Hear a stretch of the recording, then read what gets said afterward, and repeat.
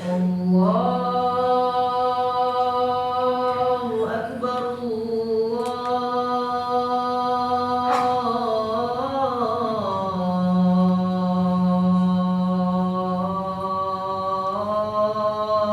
Allahu Akbar.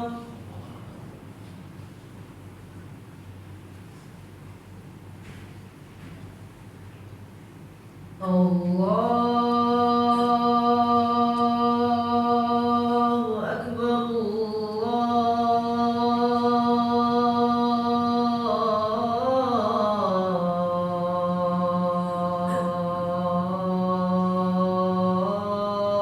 Allahu Akbar.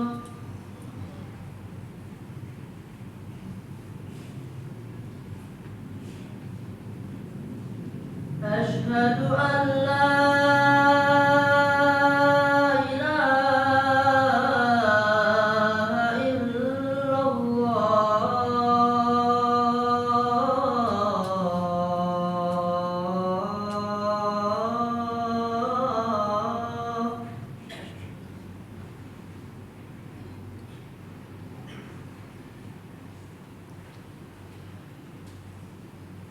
Asyhadu an la ilaha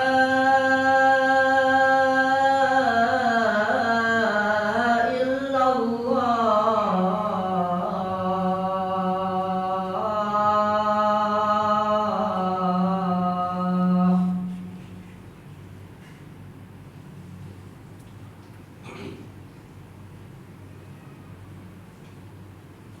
Asyhadu anna Muhammadar Rasulullah.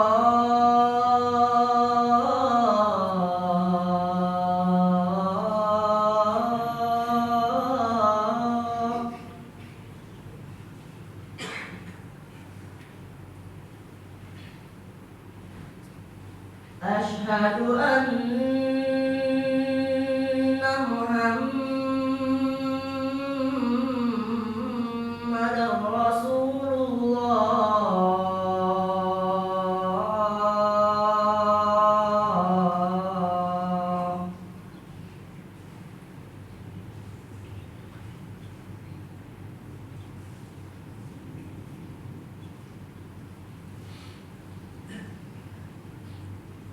Hayya 'alas shalah.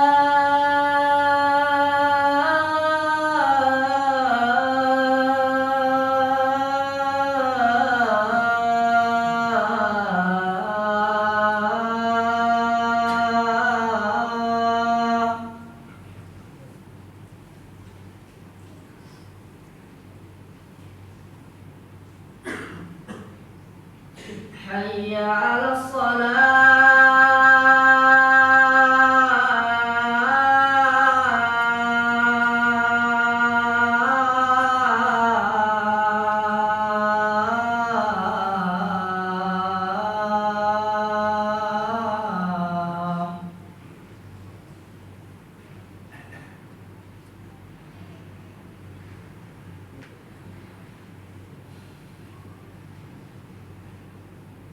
Hayya 'alal falah.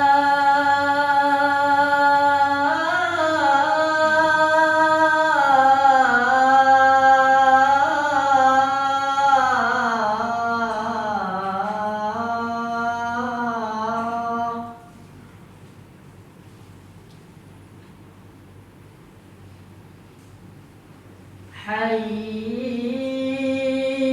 'alal falah.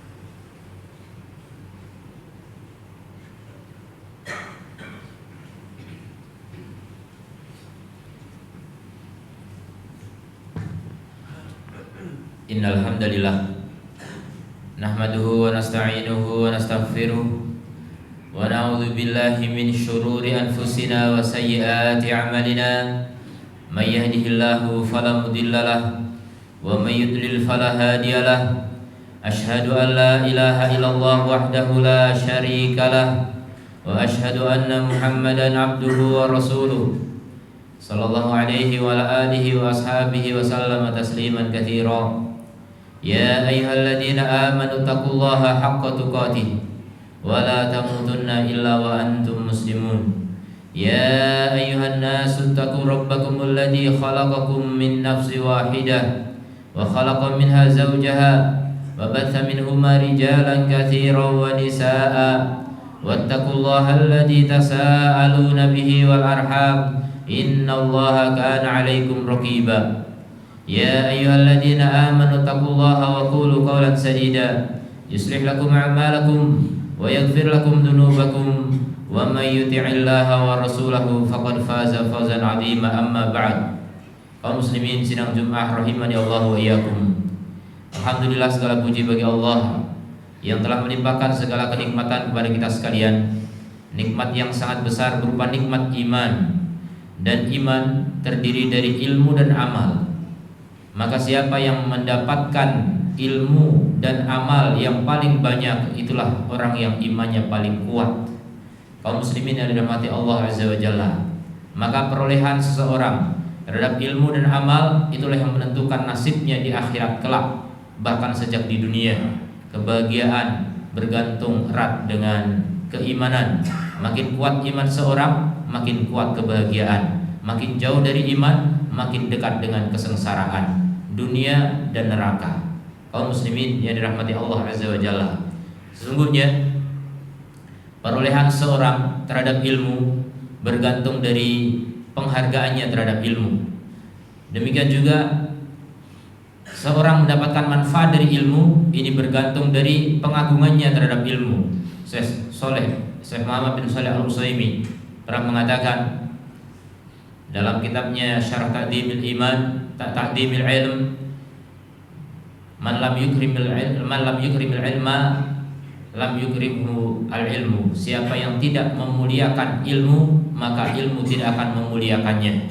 Jadi orang tidak akan mendapatkan manfaat dari ilmu, atau bahkan orang tidak mendapatkan bagian dari ilmu jika dia tidak memuliakan ilmu, dia tidak menghargai ilmu. Jadi masih banyak orang-orang yang berada dalam kejahilan dan tetap tenang dalam kejahilannya, padahal itu membawa kepada kemiskinan iman, jauhnya seseorang dari keimanan yang benar sebagaimana yang diajarkan oleh Rasulullah SAW. Maka seorang bisa mendapatkan iman yang benar, iman yang kuat jika mendapatkan ilmu yang benar dari Rasulullah SAW. Semakin banyak perolehan ilmu seorang, semakin baik keimanannya, semakin sempurna keimanannya. Dan itu semuanya bergantung dari pengagungannya terhadap ilmu, bergantung dari pemuliaannya, penghargaannya terhadap ilmu yang Allah anugerahkan kepadanya. Maka kaum muslimin dirahmati Allah oleh Allah Azza wa Jalla, untuk bisa mengagungkan ilmu, maka pertama kali kita harus membersihkan wadah ilmu. Wadah ilmu adalah hati.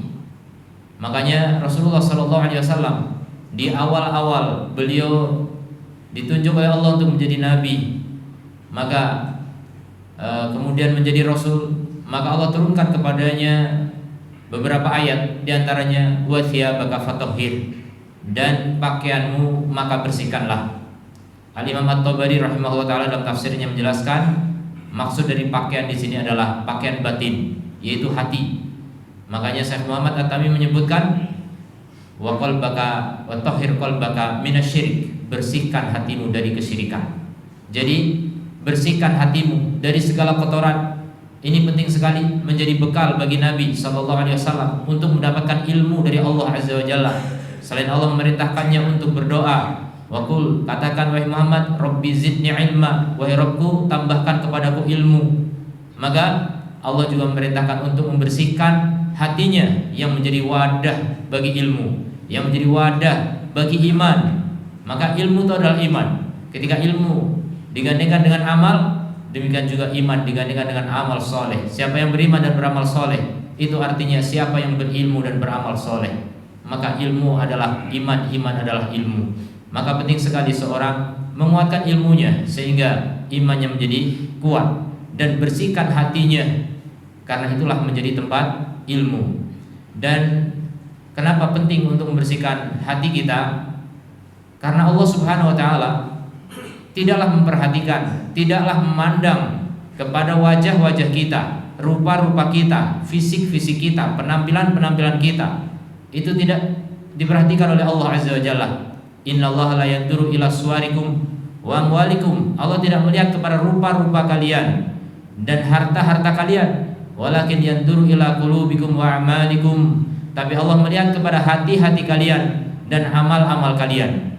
Maka perhatikan. Jadi masih banyak orang-orang yang jahil, yang belum memiliki ilmu. Mereka lebih memperhatikan penampilannya dan fisiknya daripada batinnya. Batinnya tidak pernah dikoreksi, batinnya tidak pernah dibersihkan, batinnya tidak pernah dihiasi. Yang lebih diperhatikan penampilannya. Dia nggak enak kalau memakai baju yang kotor. Dia malu dilihat orang bajunya kotor. Dia malu dilihat orang wajahnya tidak menarik. Dia malu dilihat orang fisiknya tidak keren.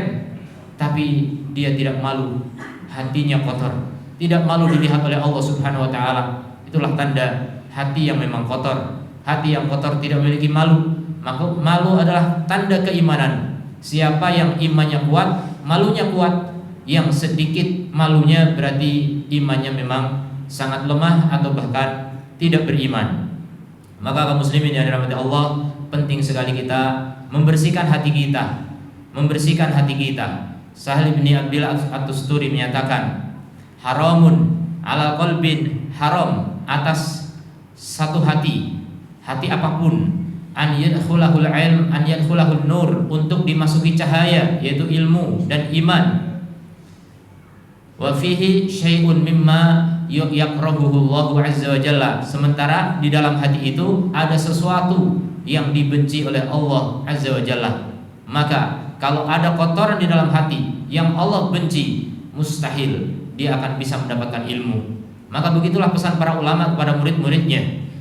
Imam Malik bin Anas rahimahullah ta'ala ketika melihat Asy-Syafi'i begitu kuat hafalannya, begitu kuat pemahamannya, maka Imam Malik mengatakan kepada Asy-Syafi'i, ara anallaha qadafa fi qalbika nur. Aku melihat Allah telah melemparkan ke dalam hatimu cahaya. Fala tudfihu bil ma'asi. Maka jangan kau padamkan cahaya itu dengan maksiat. Ini pesan yang sangat penting dari seorang guru kepada muridnya.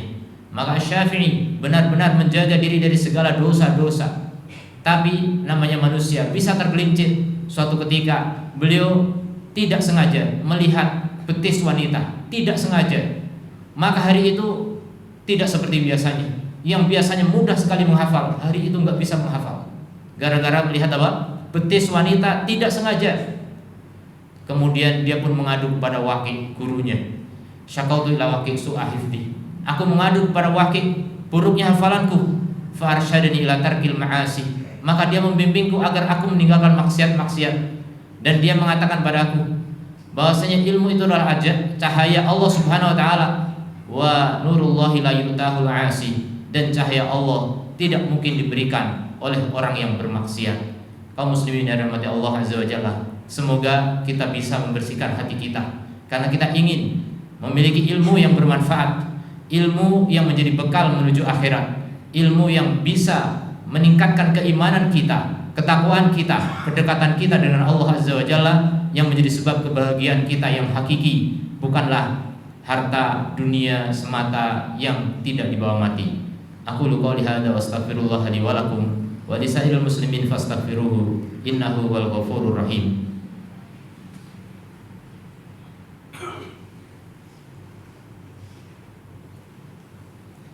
Alhamdulillahi wa kafa. Wassalamu ala ibadihi alladziina astafa wa ala alihi wa sahbihi wa man wafa. Amma ba'd, ma'asyiral muslimin sidang Jumat rahimani Allah wa iyyakum.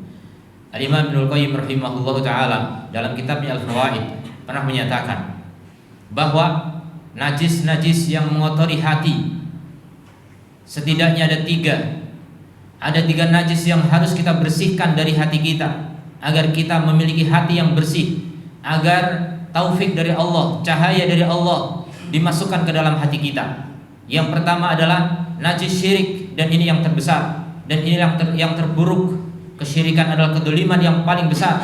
Kesyirikan adalah dosa yang paling besar. Kesyirikan artinya mensejajarkan makhluk dengan Allah Subhanahu wa taala.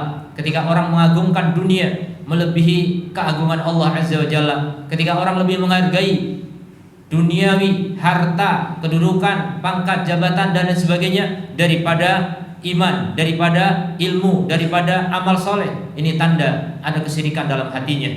Pengagungan, karena syirik adalah pengagungan, mengagungkan selain Allah sebagaimana mengagungkan Allah, mencintai selain Allah sebagaimana mencintai Allah, takut kepada selain Allah sebagaimana takut kepada Allah, berharap kepada selain Allah sebagaimana berharap pada Allah, dan seterusnya dari amal-amal batin dan juga amal-amal badan. Maka hati-hati dari segala bentuk kesyirikan, terutama di dalam hati kita, karena itu penghambat yang paling besar. Maka mustahil orang yang di hatinya ada kesyirikan kemudian Allah lemparkan cahaya ke dalam hatinya berupa ilmu yang bermanfaat. Kalau dia punya pengetahuan, sekedar pengetahuan, bahkan pengetahuannya akan menjadi syubhat, akan menjadi kerancuan-kerancuan yang semakin mendukung kesesatannya, wal'iyadzubillah. Kemudian najis yang kedua adalah najis bid'ah.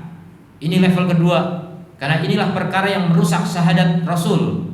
Kalau syirik merusak syahadat la ilaha illallah, kalau bid'ah itu merusak syahadat Muhammad Rasulullah. Maka ini 2 kalimat syahadat yang paling penting untuk kita jaga. Lawan dari 2 kalimat syahadat ini adalah syirik dan bid'ah. Maka jagalah kita, jagalah hati kita, jangan sampai terdapat di dalam hati-hati kita kesyirikan maupun kebid'ahan. Karena itu 2 perkara yang paling besar yang bisa menjerumuskan seorang ke dalam kebinasaan. Kemudian yang ketiga adalah najis maksiat. Najis maksiat mungkin ini lebih banyak diperhatikan oleh manusia, terutama maksiat-maksiat badan. Orang takut melakukan zina, mencuri, membunuh, minum khamr dan lain sebagainya.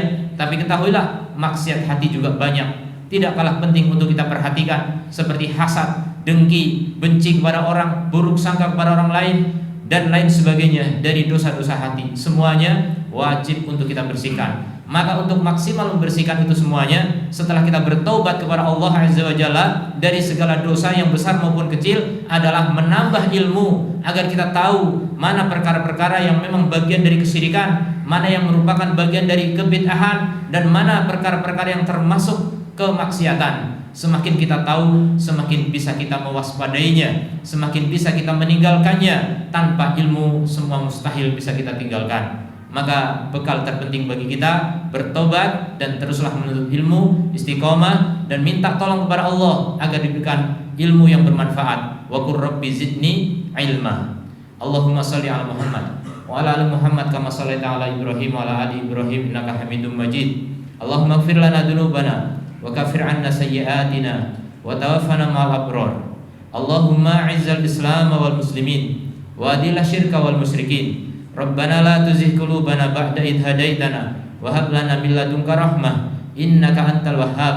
Allahumma inna nas'aluka ilman nafi'an wa rizqan thayyiban wa 'amalan mutaqabbala. Rabbana dhalamna anfusana wa illam taghfir lana wa tarhamna lanakunanna minal khasirin. Rabbana atina fid dunya hasanah wa fil akhirati hasanah wa qina adzabannar. Wa sallallahu ala nabiyyina Muhammadin wa ala alihi wa ashabihi ajma'in. Wa akhiru da'wana alhamdulillahi rabbil alamin.